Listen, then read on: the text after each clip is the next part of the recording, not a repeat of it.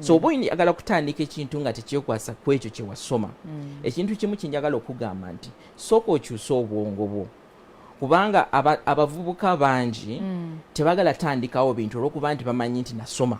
nina degree bandaba batya nti nkola ekyo ekintu kati woba okyusiza obwongo bwo n'okumanya nti oyagala kubanga olina wootuukako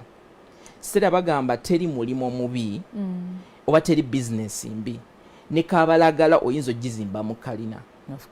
oba capati oyo oba oyinza omukolamu sigamba nti bagraduates bakola ebyo naye era basobola okubikola bwe nti basobola okubanga babyagala naye kyeŋŋamba nti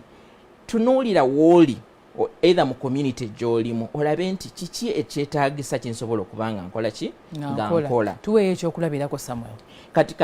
nyinza okugamba nga nina mukwano gwange bamuyita James Etobo arunninga gye bayita Classic Catering baking in Uganda so we try to ku university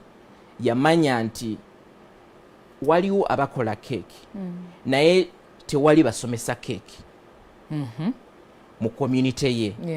batwali awo ekisaasi so n'atandikawo okubanga asomesa abantu abalala okubanga bayiga okukola ebintu bya cake era from that he's been able to grow. He's been recognized by NSSF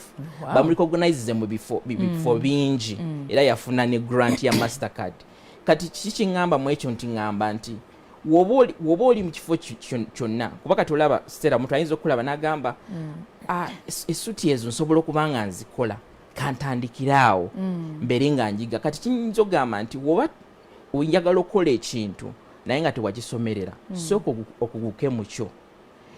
noonya ababisomesa obeere ng'osobola okubayigirako oba omuntu abikola